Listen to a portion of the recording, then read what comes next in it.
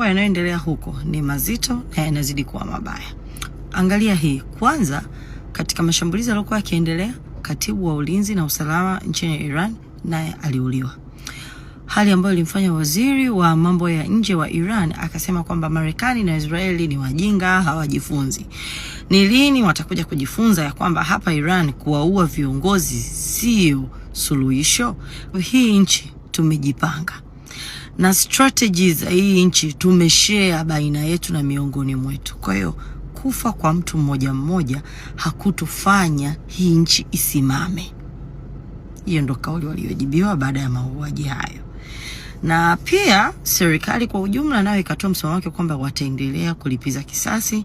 Sasa on the other hand, wakati hiyo mikwara imechimbwa, hizi wakaona watoto wadogo nyinyi Iran msisumbue bwana. Hizi wakalipua mitambo ya gas iliyoko Iran.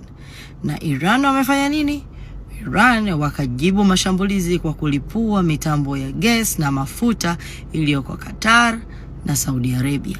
Ambapo hiyo mitambo walioenda kulipua wao ni ile inayomilikiwa na kampuni ambazo hisa zake ziko 50-50 baina ya serikali ya Marekani na serikali ya nchi husika. For instance, mtambo uliolipuliwa Saudi Arabia, 50% unamilikiwa na Marekani, 50% unamilikiwa na Saudi Arabia. So, baada ya malipuzi hayo yaliyofanyika ya kibabe, the orange guy akasema hata sisubiri pakucha, akaamka baba watu. Akasema kwanza tunawaomba sana radhi Iran, shambulio lile lilokuwa limefanyika na Israel mimi sikulitambua, sikuhusika wala sikulitolea go ahead. Alafu akaionya eti kaionya Israel isilipue tena mitambo ya gas na Iran. Yani manake the orange guy anajua kwamba hiyo show iliyoenda kutafutwa hapo ni show nyingine ya level nyingine. Lakini Iran walivyo na kisirani wamekuja kusema hivi: Israel na Marekani wanaweza wakafanya lolote wanalofanya, wanaloona litakuwa sawa, watakaloona litawafaa, lakini katika yote hayo watakayofanya hakuna chochote kinachoweza kuwazuia wao kulipiza kisasi.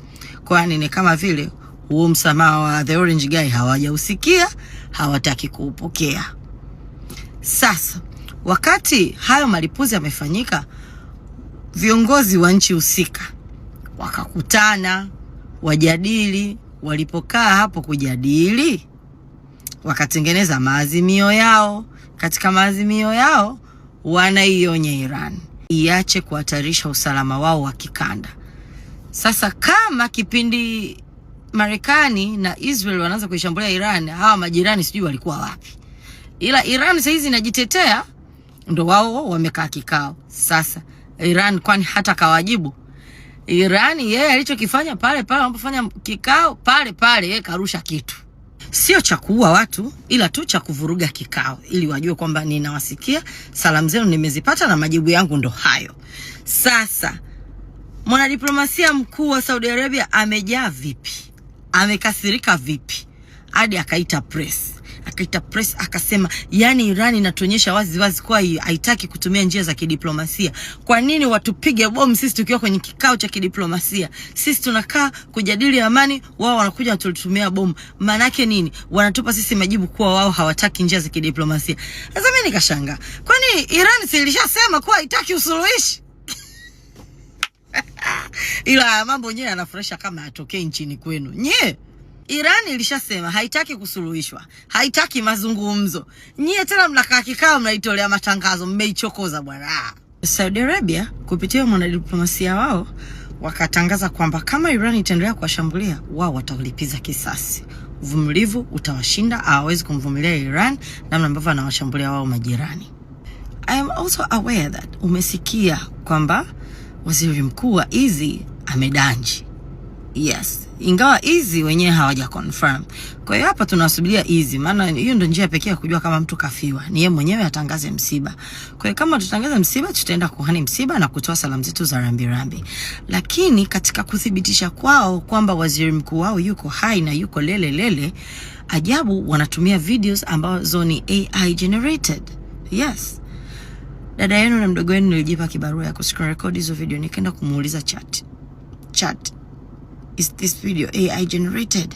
wakasema yes, wakanielezea kwamba unaona kahawa hapo imejaa mpaka juu haimwagiki, that is AI. Na ile walokuja kuposti kesho yake sijui ipo kijijini, nayo nikaenda nikauliza, nikaambia hivyo, ila nikasema langu rohoni, siji kuambia kwanza sije nikasutwa, maana raha umbea wewe wa ukweli. Sasa eti hizi wamechagua waziri mkuu wa mpito.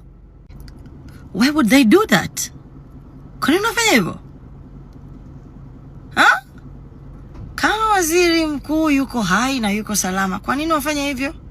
Unaambiwa bwana Yariv Lenin ndiye ambaye amechaguliwa kuwa waziri mkuu wa mpito wa hizi. Jamani. First, AI generated videos. Second, tuna interim prime minister. Oh my goodness. Hatuwaombei mabaya ndugu zetu, watoto wa Mungu, taifa teule, ila lolote lile ambalo limewapata mnaweza mkashare nasi, sisi ni ndugu zenu katika heri na katika majonzi pia.